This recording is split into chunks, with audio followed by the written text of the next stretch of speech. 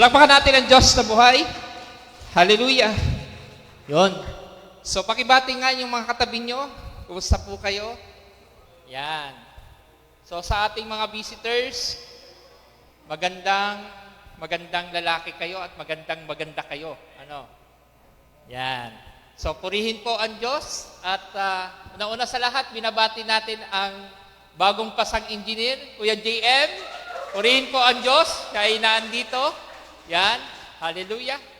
Buhay po ang Diyos. Sabi niya, ng Panginoon. Yan. So, may engineer na ang BCI Daet. Yan. So, okay po. Handa na po ang lahat. Parang natahimik ka. Handa na ba ang lahat na makinig ng salita ng Diyos? Amen. So, tayo po ay tutungo na sa unang serye po ng ating series na Family and Commitment.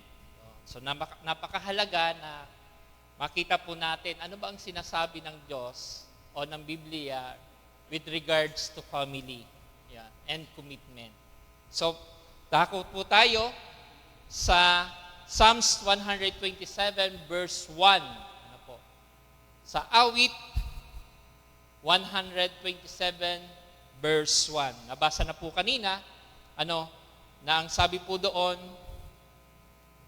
kung wala ang tulong ng Panginoon sa pagtayo ng bahay, walang kabuluhan ang pagtatayo din nito.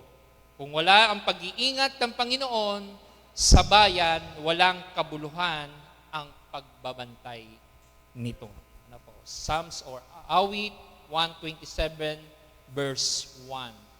So, pinamagatan po natin, when God's build the house.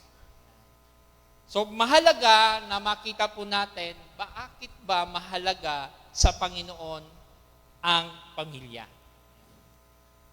Tanong ko po mga katatayan, may asawa na, bakit ang isang tao or mga kapartner po natin ay gustong asawa? Karoon ng pamilya. Ano sa tingin ninyo ang napagdesisyonan nyo? Bakit mahalaga sa isang tulad po natin na mga may asawa na, nagdesisyon na magkaroon ng pamilya? Pag-aaralan natin po yun. Ano ang pundasyon na mayroon na makikita natin sa Biblia kung paano ang tahanan ay pinasimulan ng Diyos, anong uri ng tahanan ang kanilang ginawa, at sino ang unang tumayo nito. Yan po ang tatlong mga bagay na pag-aaralan po natin sa mensaheng ito. At makikita po natin doon kung gaano binigyan ng halaga ng Panginoon ang pamilya. Kaya tayo bilang mga nilikha ng Panginoon, ay talagang sinasabi po ng Panginoon na mahal niya ang bawat pamilya. Tulad natin na nagkakatipon dito sa simbahan, tayo ay the family of God. Sino naniniwala? Yan. Lahat po tayo kailangang maniwala na tayo'y pamilya ng Diyos. Pag sinabing pamilya ng Diyos, ito po yung mga bagay na pinapatungkulan sa pamilya ng Diyos. Nagmamahalan, nagkakaisa, nagtutulungan, at nagkakaroon ng pagkakaunawa sa bawat isa. Bakit? Kasi ang disenyo ng Diyos sa pamilya ay magkaroon ng maayos at magandang sinasabi po nating ugnayan sa loob. Kasi kung walang ugnayan sa loob, napakahirap, magulo. Magkakaroon ng mga faction muli, magkakaroon ng hindi pagkakaunawaan, magiging watak-watak muli. Pero mahalaga na maunawaan natin na ano ang sinasabi ng Biblia patungkol sa pamilya. Amen po ba? Doon sa ating nabasa kanina, ang sabi ng Panginoon, sabi ni David, kung wala ang tulong ng Panginoon, sa pagtayo ng bahay, walang kabuluhan ang pagtatayo nito. So, ibig sabihin, walang saysay kung wala po ang pagtatayo o presensya ng Panginoon. At kung wala ang pag-iingat ng Panginoon sa bayan, walang kabuluhan ang pagbabantay rito. Naalala niyo sa Matthew chapter 7, 24 to 27. Nabasa niyo ba yon? Tingnan niyo sa inyong mga Biblia. Matthew chapter 7, 24 to 27. Na anong sinasabi doon? Sa ating pakikinig ng salita ng Diyos, mayroong dalawang tao, na sinasabi po natin, uri ng dalawang tao. Ang sabi po doon, basahin ko, kaya ang sino mang nakikinig sa aking mga salita at sumusunod sa mga ito ay maihantulad sa isang matalinong lalaki na nagtayo ng kanyang bahay sa pundasyon ng bato. Nang umulan ng malakas at bumaha at hinampas ng malakas na hangin ang bahay, hindi ito nagiba dahil nakatayo ito sa pundasyon ng bato. Sa paggagawa po at pakikinig natin ng salita ng Diyos, ang una nating nakikita para makapagtayo tayo ng sinasabi po natin ng pamilya, kailangan you are enrooted in the Word of God. Sa tulong ng Diyos, kailangan makabuo ka ng pamilya na maganda. Kasi kung wala ang plano ng Panginoon sa pagkakaroon ng sinasabi po nating pamilya, walang saysay. Wala naman siguro sa tao na, sige, halika dito, mag-asawa na tayo. Wala nang ganun, Sa pag-aasawa, kailangan ng pinagplaplanuhan. Tama ba? Amen ba? Bakit? Kasi hindi dapat humantong sa mga bagay na ang buhay ng isang pamilya, yung parang suntok sa buwan. Anong suntok sa buwan?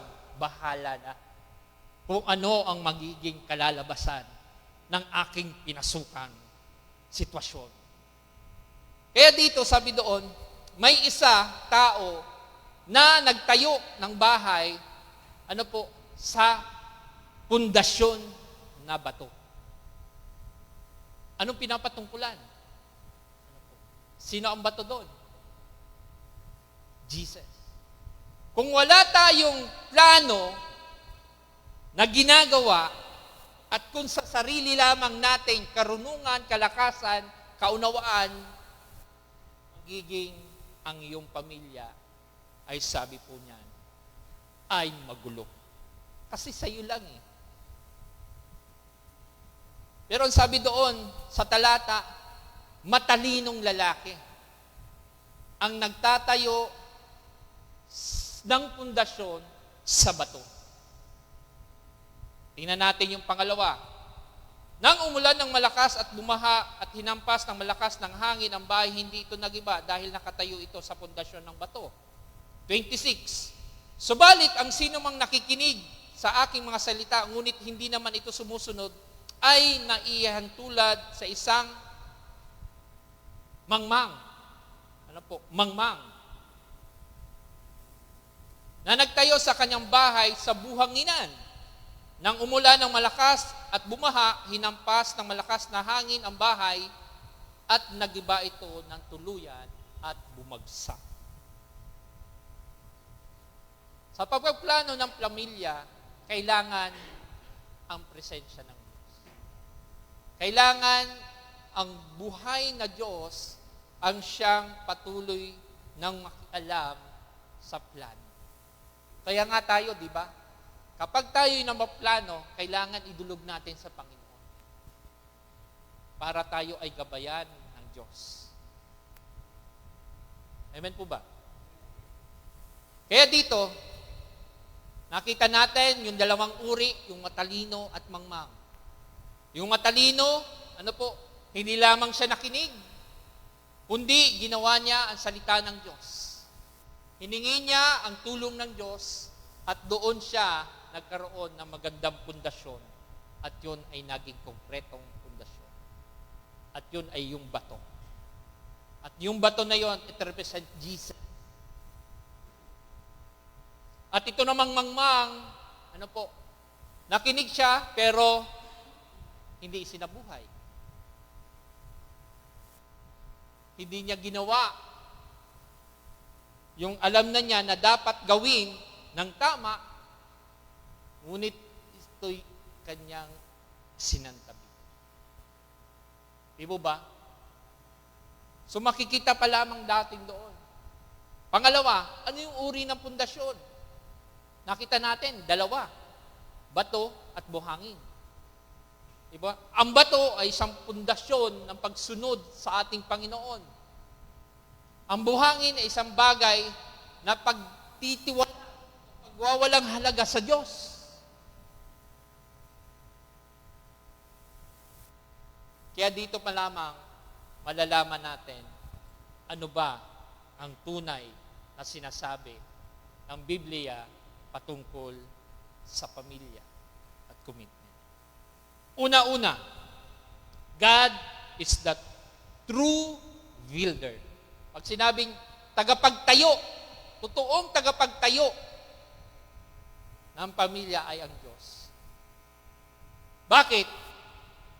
Because the family is God's idea. Idea ng Diyos yan. Sa Genesis, kung nabasa natin yung creation, yung kinilikhas ng Diyos ang sanlibutan, makikita po natin doon pa lamang. Bakit? It brings glory to Him. Yung idea ng Diyos na yon, magbibigay sa Kanya ng kalwalhatian. Kaya minsan may mga pamilya dahil sa biglang pagkakaroon o pagkakaasawa na walang sentro ang Diyos o walang blessing na ibinigay, nagiging worse ang dating.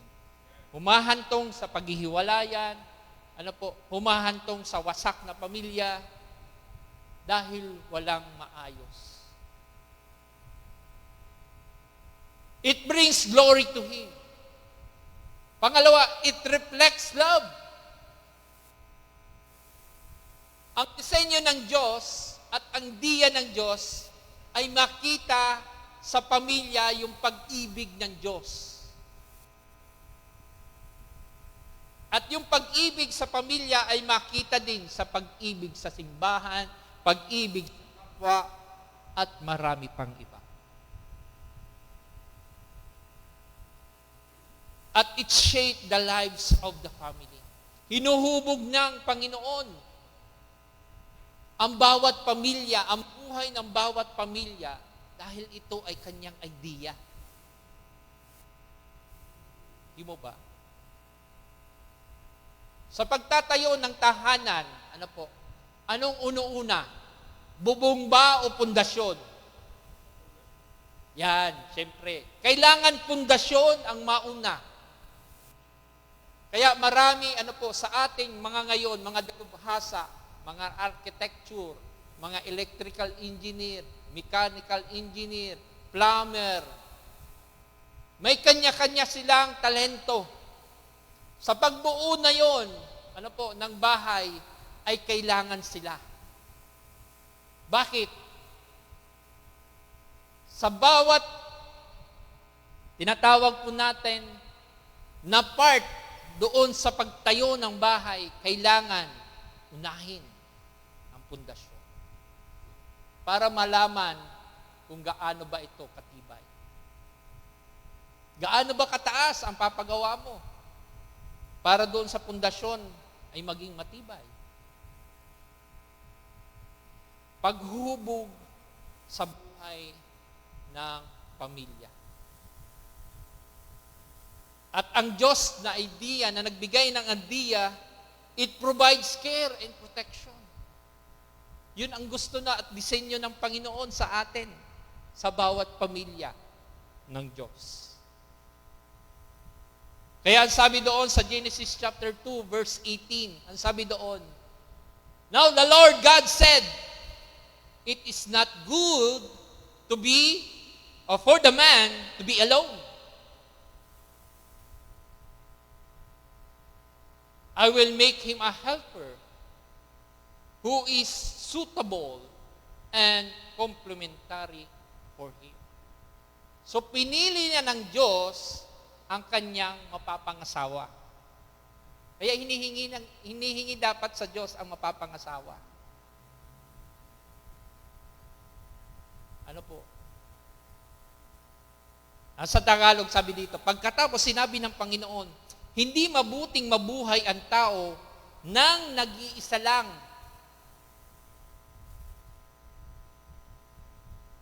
Kaya ginawa ko siya na kasama, natutulong sa kanya at nararapat sa kanya. Ibig sabihin, katuwang, helper. Hindi katulong. Katuwang ha, hindi katulong. Helper. Ano po? At nararapat sa kanya. Di ba? Helper, hindi siya katulong, hindi slave, kundi nararapat din sa kanya.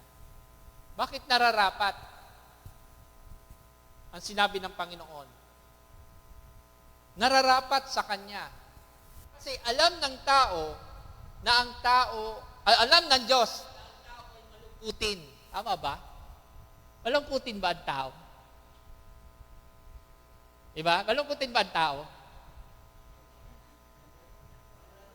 Yan, pag wala daw pera. Diba? Nalulungkot tayo. Kahit man sino siguro nalulungkot ko minsan. Yung gusto mong bilhin, hindi mo mabili dahil wala kang ang pera. Diba? Buti pa yung pera may tao. Yung tao walang pera. Diba? Kaya minsan nalulungkot. Kaya gumawa ng kapamaraanan ng Diyos para yung lungkot na yon ay mapawi. At gumawa ng paraan ng Diyos. At ito na nga ang nangyari. Ginawa niya sila Adan at Eva. Ano po? Si Eva na magiging katuwang ni Adan. At sa Sunday pala ay Mother's Day na, no? Mga pala, no po? Yung mga nanay, yung mga PDM dyan. May meeting mamaya. Press, alam na, sige. Mamaya po, ma-meeting tayo dyan. Okay, chairman. Yan. So, yan po. Sabi doon, kailangan, na ang pamilya, ang sabi dito pala, na mayroon katuwang lalaki. Kaya nagkaroon po ng pamilya. Doon sa Genesis, talon tayo. Genesis chapter 2, verse 21 to 24. Ano ba nangyari? Yan. Sabi doon sa 21, kaya pinatulog ng Panginoon Diyos ang lalaki ng mahimbing. Pinatulog. Hindi natulog. Iba yung natulog sa pinatulog. Kaya pinatulog ng Panginoon Diyos ang lalaki ng mahimbing. At habang natutulog siya, kinuha ng Panginoong Diyos ang isa sa mga tadyang niya at pinaghilom ang laman at pinagkuhanan nito. Yan. Tadyang. Doon sa ribs. Kaya minsan ang mga lalaki lang. Doon daw po yun, doon sa inalay sa partner. Kinuha. Dito, tadyang. Ang masakit lang, tadyak. Minsan, di ba, paglasing na, bakit niya ako kagaya dito? Lumayas ka. Di ba? Tadyag, kinuha sa tadyag. Kaya ba nakikita po ako pag may mga kinakasal? Ito po isa sa mga ginagamit. panata at talata sa Biblia kapag nagsesermon sa matrimonial, sa wedding. Kaya sabi doon, mula sa tadyang ng Panginoon sa lalaki, gumawa siya ng isang babae at dinala ito sa lalaki. Tuwing pinalalaki, narito na ang isang tulad ko, buto na kinuha sa aking mga buto at laman na kinuha sa aking mga laman.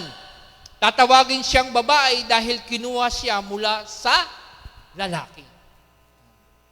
24, at yan ang dahilan kung bakit iiwan ng lalaki ang kanyang ama at ina at makikipag-isa sa kanyang asawa at sila'y magiging dalawa at sila'y dalawa ay magiging isa,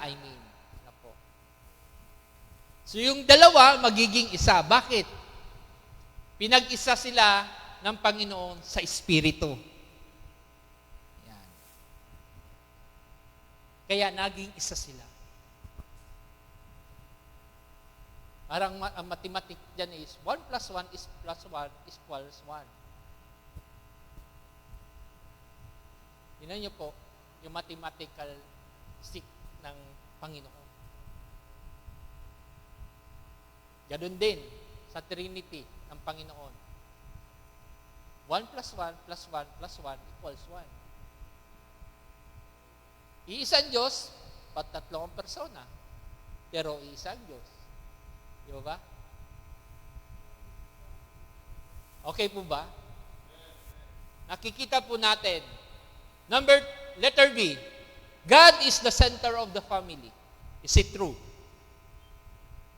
Kailangan sa buhay ng pamilya, ang Diyos dapat ang naging sentro.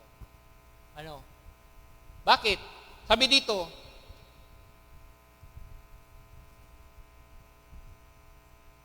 kung babasahin natin doon sa Joshua chapter 24 verse 15, sabi doon, ngunit kung ayaw ninyong maglingkod sa Panginoon, mamili kayo ngayon sa araw na ito kung sino ang paglilingkuran nyo.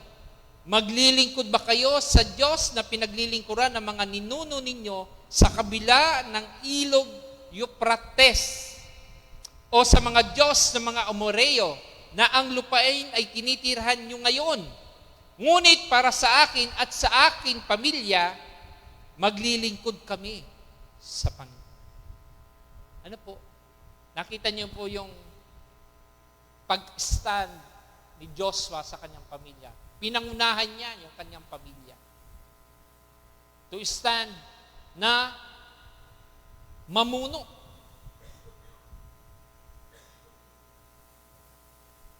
But my family will worship the Lord. Mahalaga sa buhay ng tao na may parte ang Diyos.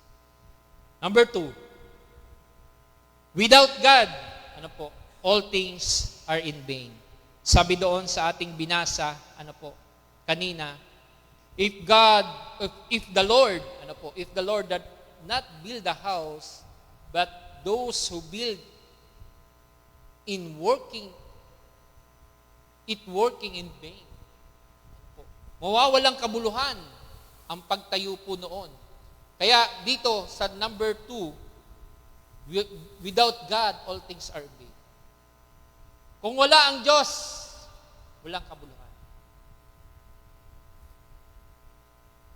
Kaya if God is not part of it, kung wala ang parte ng Panginoon o bahagi ng Panginoon, our human strength is limited. Ano mang gawin natin dyan? Karunungan man, kalakasan man, mga resources natin, kung wala ang tulong ng Diyos, is it useless? Pangalawa, we get tired. We get discouraged. Mapapagod tayo. Mapapagod tayo. Sa kaisip lamang natin. Saan ba ako kukuha ng lahat ng aking mga pangangailangan, financial, spiritual, emotional, kung wala ang tulong ng Diyos. You will feel discouraged. You will feel discouraged as well. Mararanasan mo yung mga kala mo, parang tapos na. Wala na akong kapag-asa.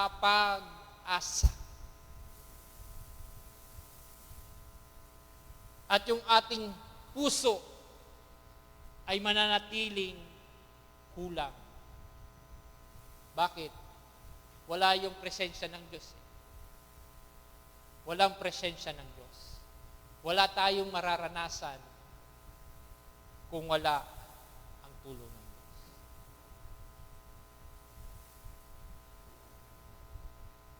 But, when God is involved in this matter, your life has a direction. Amen po ba? Kung mayroon ng tulong ng Diyos at in-involve mo ang Diyos sa pamilya nyo, your life has a direction. Mayroong magandang kahihinat. At ang iyong buhay ng iyong pamilya ay magkakaroon ng values, yung purpose. Magkakaroon ng purpose. At yung maliliit na bagay, ay magkakaroon ng meaning. Magkakaroon ng saysay kung ang Diyos ay ini-involve mo sa lahat, sa buhay ng bawat pamilya na sa atin. Nakakatuwa, kung iisipin natin ang pamilya,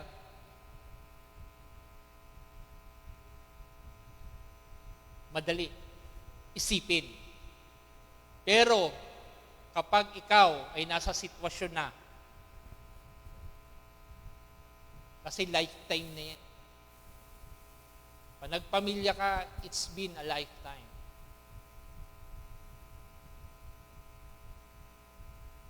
Mararanasan mo. Kasi hindi natuturo yan. Sa mga school. Pagkakaroon ng pamilya.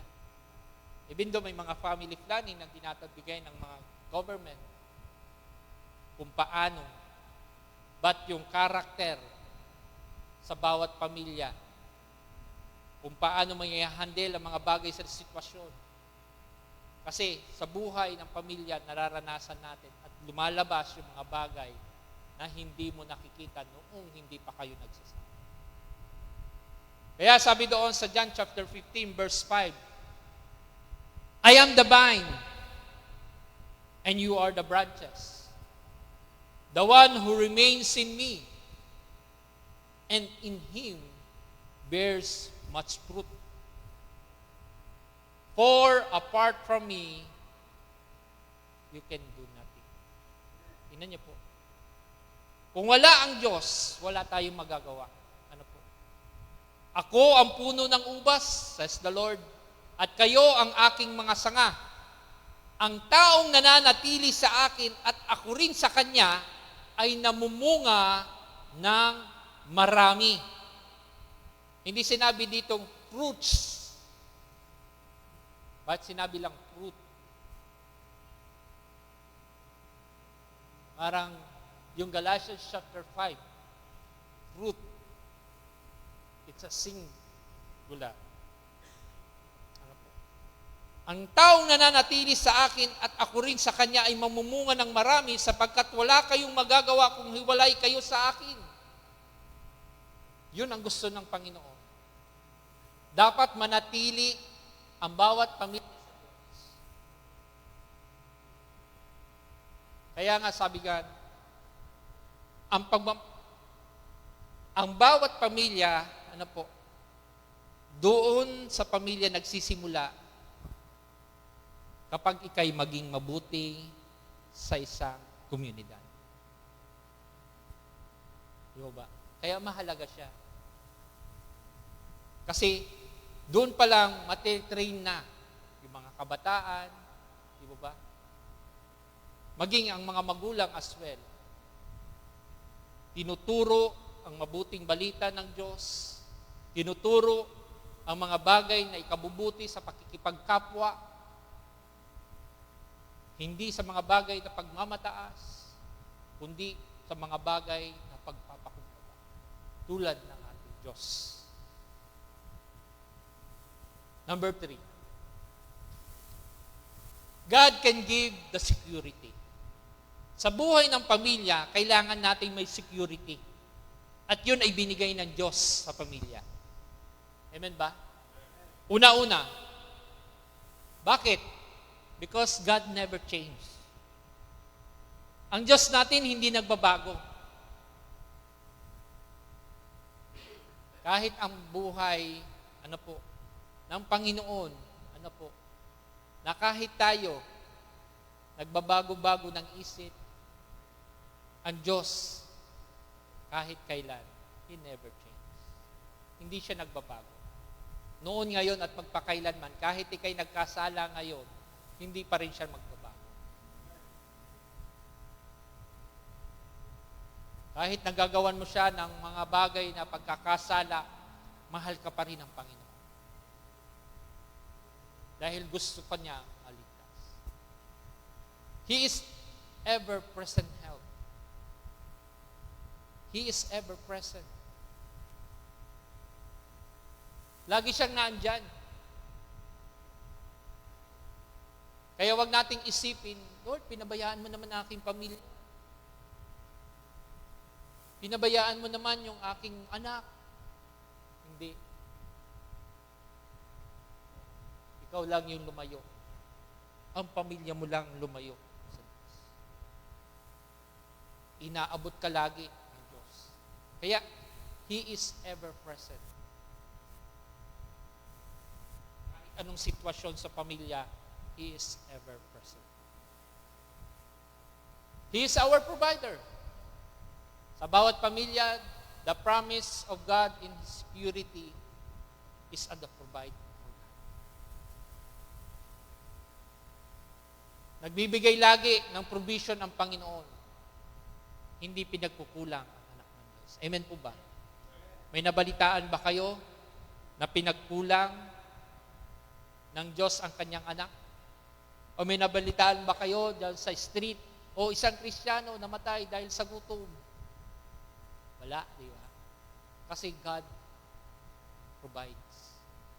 Mahal ng Diyos ang bawat kanyang.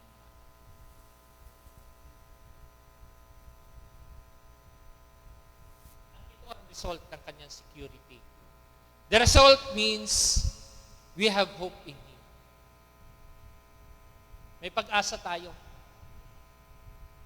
Kahit anong mga bagay na pinoproblema natin, meron tayong pag-asa sa Diyos. At yung pag-asang yun ang ating pinangahawakan. We have peace in heart during our storm. Meron tayong kapayapaan. Sa pamilya, mayroon struggle. Tama po ba? Kanya-kanya lamang ang sitwasyon. Kanya-kanyang, sabi niyang, dinagdaraanan.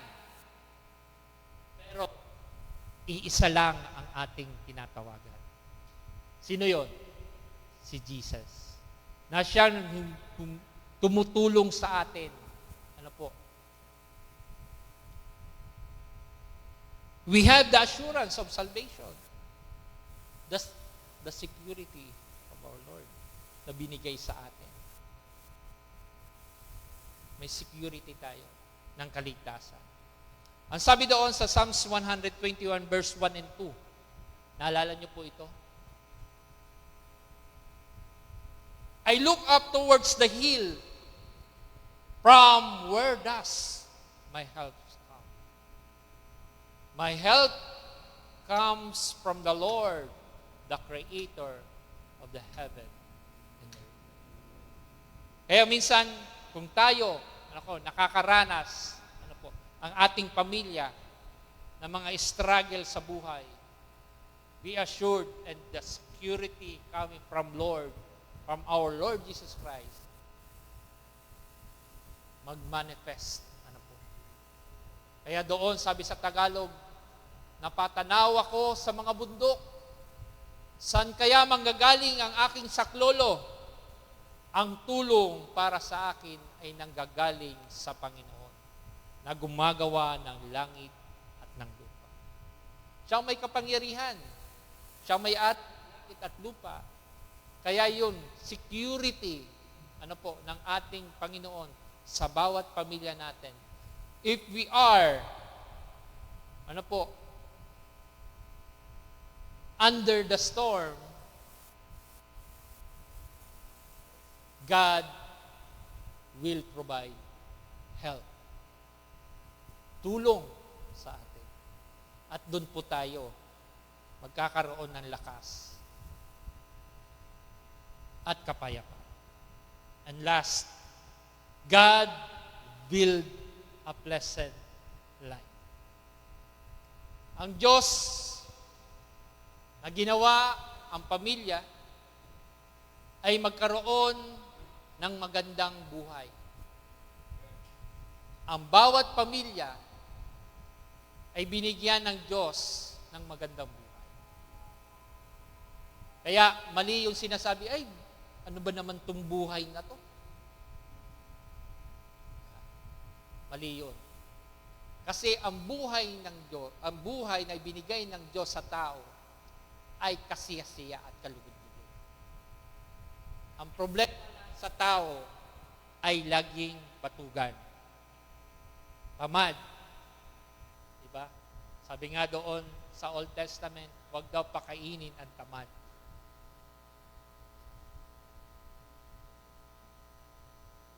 May kasabihan man ng mundo, sabi niya, di na baling tamad, di naman pagod. Tingnan niyo po,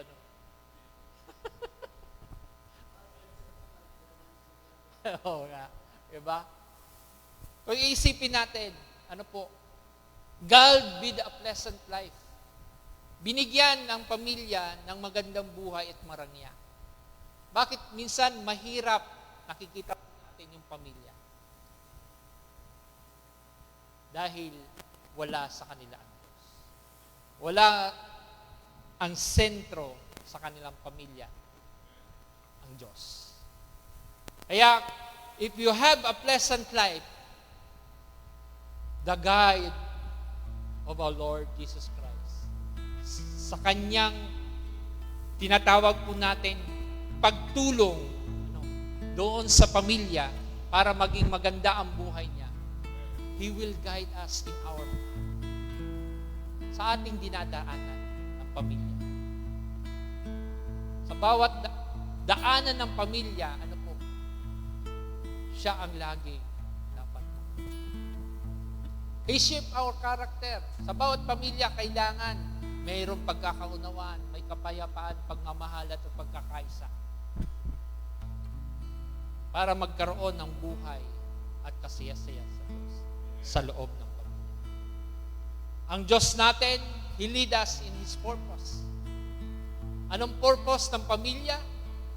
To spread the Word of God. Mamuhay na isang maging modelo sa paningin ng Diyos, maging sa paningin ng kapwa. Na hindi makita sa isang pamilya, ay, si ganyan na pamilya yan. Matapobre ngaya yan. Madata ngaya ang ugali. So, kailangan makita na ang buhay ng bawat pamilya, ay mayroong maganda na nakikita kasi sumasalamin siya sa Diyos ang pamilya. Kaya mahalaga makita natin na tayo bilang isa pamilya ng Diyos ay makita sa atin kung anong gawa ng Diyos sa buhay natin. Na tayo ay ginagayad ng Diyos sa tama. Hinuhubog niya tayo, yung hindi lamang yung ating sa pag-uugali, maging yung ating karakter. Nililid niya tayo kung ano yung isang pagkakasama sa pamilya. Kaya doon, sabi sa Proverbs chapter 3, verse 5 and 6, trust in the Lord with all your heart and do not depend on your own understanding. In all your ways, acknowledge Him, and He will make your path straight. Kung tayo'y magtitiwala ng buong puso sa Panginoon at hindi nananalig sa ating mga sariling karunungan, alalahanin mo lagi na may Panginoon sa lahat ng iyong ginagawa at ikay ituturo niya sa landas na tama. Amen po ba? Kaya, sa mga sandaling ito, tandaan natin, ang Diyos na nagbigay ng idea para mabuo po natin ang pamilya. Ang pamilya ng Diyos at sarili nating pamilya na ibinigay ng Diyos sa atin ay patuloy na pakaingatan natin at bigyan natin ng halaga dahil ang Diyos ang may akda ng. In conclusion, ang isang tahanan na nakasentro ay Diyos ay hindi nabubuo ng pagkakataon lamang, kundi sa pamamagitan ng pagpili at ang pagpiling ibinigay ng Diyos sa unang lugar ng bawat bahagi ng buhay ng pamilya, gaya ng paalaala sa ating binasa sa awit 127 verse 1 na ang sabi doon, maliban na ang Panginoon ang magtayo ng bahay, walang kabuluhan ang pagpapagal ng pagtatayo. Ibig sabihin, kung wala ang Diyos sa atin, kahit gaano kalakas ang pagsisikap natin, mga tao, hindi magiging tunay na matibay at pangmatagalan ang isang tahanan. Ang tahanang nakasentro sa Diyos ay hindi perpektong tahanan, kundi isang tahanan na nagpaparangal sa Diyos sa pamagitan ng pag-ibig, pananalangin, pagpapatawad at pagsunod. Sa ganitong tahanan, maari man tayong makaranas ng pagsubok, ngunit mananatili pa rin ang kapayapaan at pagmamahal ng Diyos na siyang pundasyon ng ating tahanan. Amen. Palakpakan natin ang Diyos na buhay. At tayo po'y tumayo.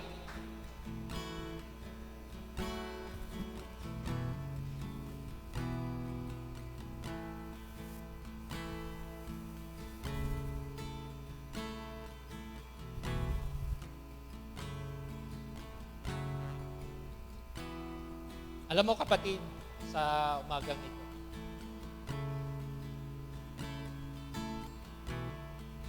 ang biyaya ng Panginoon sa pamilya ay napakahalaga.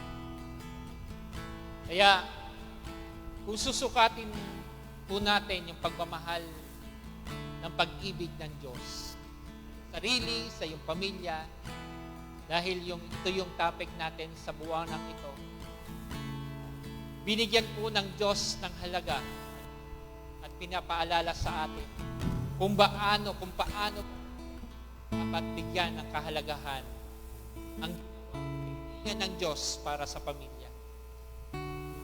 Kaya sa umagang ito, ipanalangin natin na ang bawat pamilya sa atin ay magkaroon ng maayos, masagana at pinagpalang pamilya. Hindi sa mga bagay na kahirapan, hindi sa mga bagay na puro sakit, puro mga struggle, puro mga hinaharap ng problema, kundi mapalitan ito sa idea ng Diyos. Dahil yon ang gusto ng Panginoon.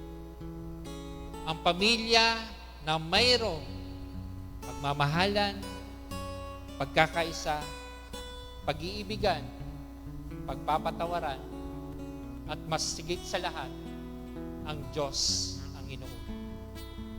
Na dahil ang Diyos ang siyang maging pundasyon ng bawat araw. Patuloy tayong manalangin. Ama naming Diyos na dakila, maraming salamat po, Panginoon, muli.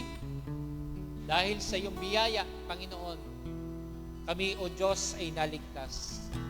Sa bawat pamilya po na nirepresenta ng bawat isa sa umagang ito. Maging gayon din, Panginoon, sa mga nakakapanood, O Diyos, sa social platform, Panginoon, ng mensahe ito.